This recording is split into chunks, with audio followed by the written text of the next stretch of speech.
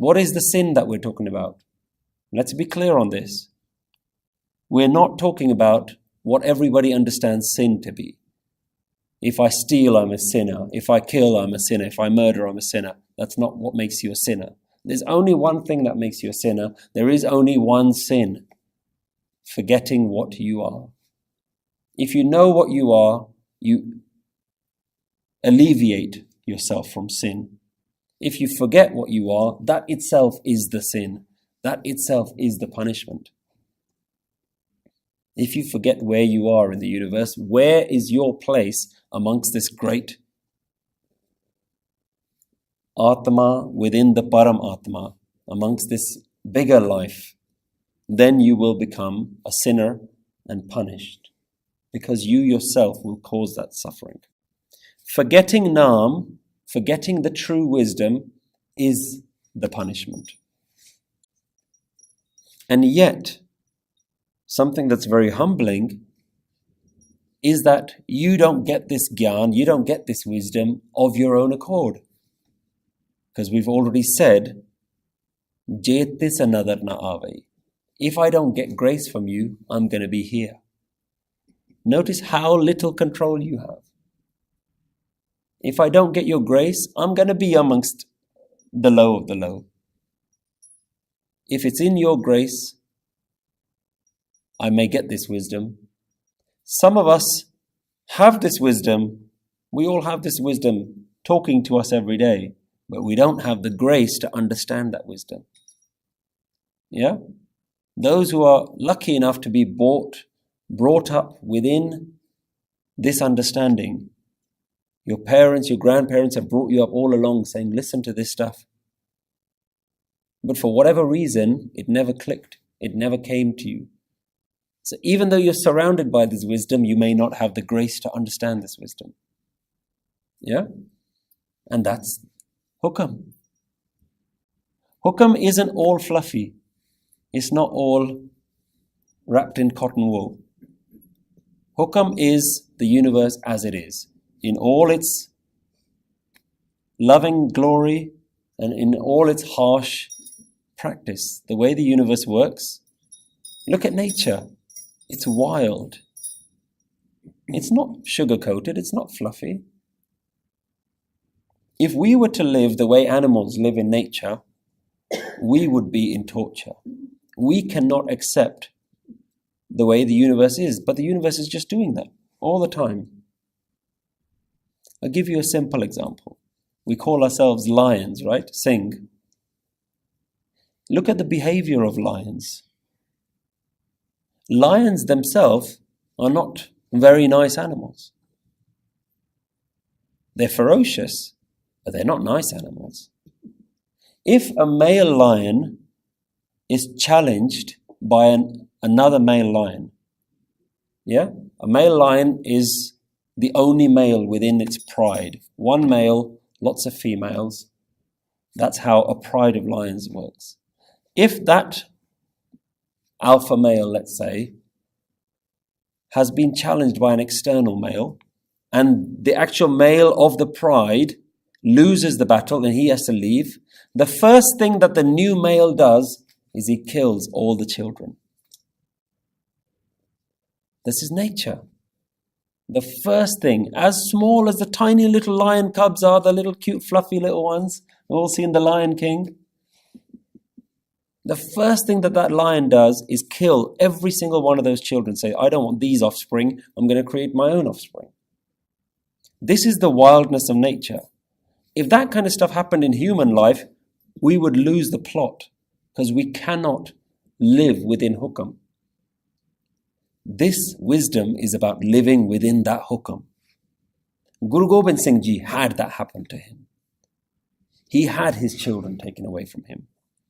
He had his father taken away from him, his mother taken away from him, his grandfather taken away from him. He's he comes from a lineage of just one sacrifice after another.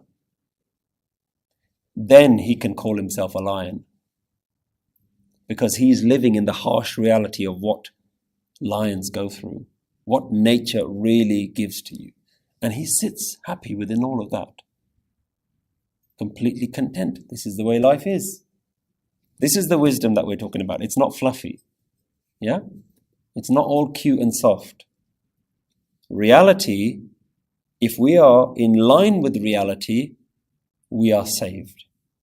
We can look after ourselves. If we cannot accept reality in everything that it delivers to us, we're in hell. We are in our own punishment. We are reduced to insects. That's what Guruji is talking about here.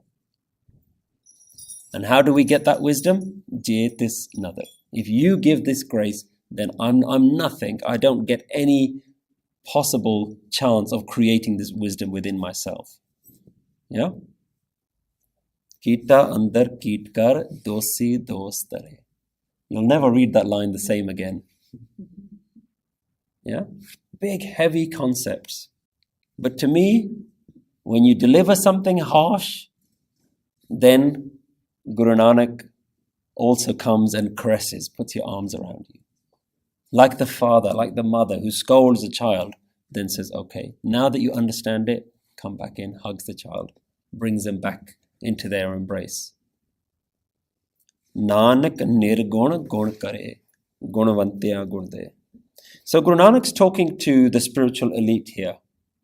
He's talking to the ones who consider themselves spiritual masters. Imagine Guru Nanak as quite a young man going out to the world and saying, this is the wisdom that I have to deliver to the world. And all the spiritual elite are saying, who are you? You're just a young man. Who are you? You don't have any lineage. You don't come from any special guru. Who have you learnt this stuff from? We are great yogic masters. We can extend our life long. Everybody's heard about us. This is where it's at. We are the ones who know the spiritual wisdom, not you. You are valueless. You're nothing. Who are you? Nanak refers to these people. Yeah, he's talking to these people and he says, you think somebody like me is a nirgun? You think someone like me has no value? But even someone as low as me, someone which has got no great lifespan, no amazing name around the world, he says, but at least I've had this grace. Nanak nirgun gun kare. The oneness has given this grace to even a nirgun like me. And to all the lowly people, to all the simple, common men, common women, the nirgun, he's not referring to these people. He's not calling them nirgun. He's referring to us simpletons. Even us simpletons, even if we don't manage to do some great thing with our life, we don't manage to get a massive name for ourselves, we don't manage to elongate our life, Nanak nirgun gun kare. Even to those nirgun people, we can get this grace. So this grace isn't limited to the spiritual elite. It's not limited to the Brahmin caste or the ones who think they have a birthright to know this knowledge. This is available to all mankind. Nanak says that to the normal people who are not seen as something special in life, even they can get this guna. Nanak nirgun. Guna means the virtue. They can get this value. Notice the word guna is singular. This one jewel of what? What is the guna? The previous line talks about Gura ik deh bujai sabna jiyan ka ik data. Ik deh bujai. Give me this one understanding that everyone is part of this one great oneness. Gura ik deh bujai. Give me that one understanding. That's the gun that you receive with grace. Nanak nirgun gun kare. To the lowly people, this greatness, this value, this virtue can be achieved. And even to the ones who call themselves gunvanti, even the ones who seem to have everything in life, even they need this. Everyone needs this. Nanak says the nirgun gets this value. Yeah? In some way, they get it first. They get it first because the ones who've got a real good name for themselves, they have an ego. When they have an ego, they can't understand this. It's the ones who are low. We're nothing. We're common. We're just ordinary people. Those people with humility, they get the understanding first. Nanak nirgun gun kare. The nirgun gets the understanding first. The low, the common, the everyday man, they get this understanding, and they might even pass it on to the great gunvanti, the great valuable people in life. Even they can get it. Gunvantiya gunde. Even to the virtue people, the virtuous people, they also get it.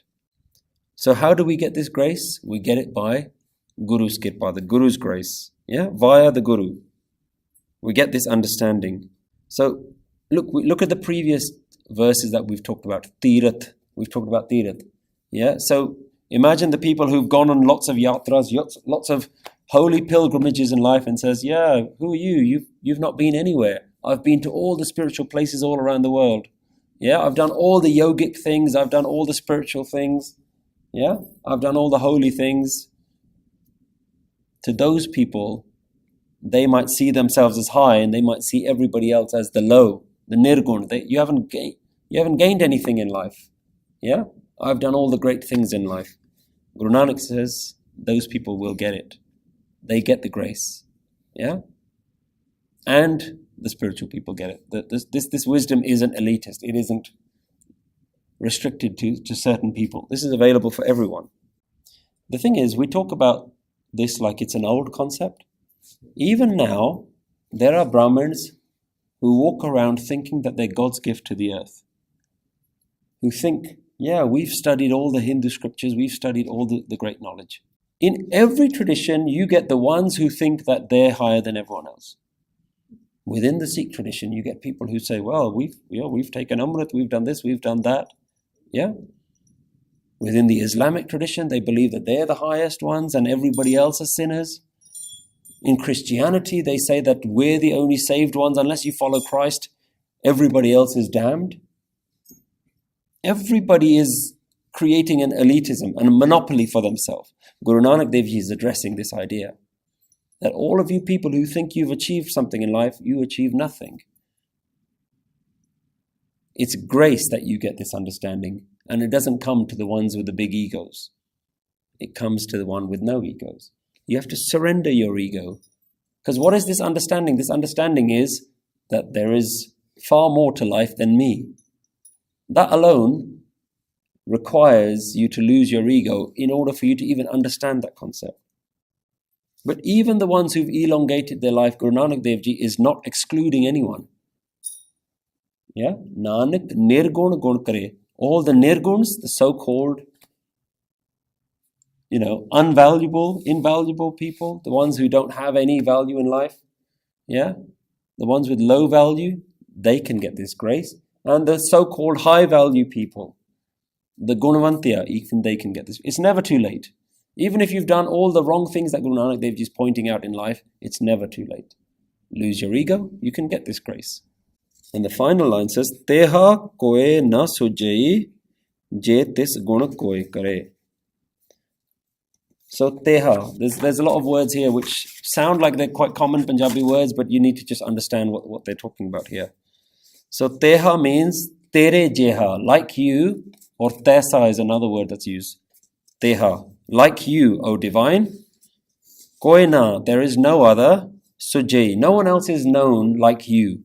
No one else, it's talking now to the divine, the one who really gives the spiritual wisdom to everyone. Teha koina sujai, there is no one like this oneness who gives this understanding. And there is no one that can give virtues. There are no people that can share this knowledge and say, well, don't worry, come to me, I'll give you all the spiritual knowledge you need. I'll enlighten you. Enlightenment isn't passed on from one person to another. It's passed on by spiritual grace, by divine grace. Teha koi na sujai. Nobody is known like that. Jetis gun koi kare. Who can give virtues out. There is nobody who can just hand these virtues out. It all comes from Jetis nadar ave. If this grace comes from you. No one else can save these virtueless people except divine grace.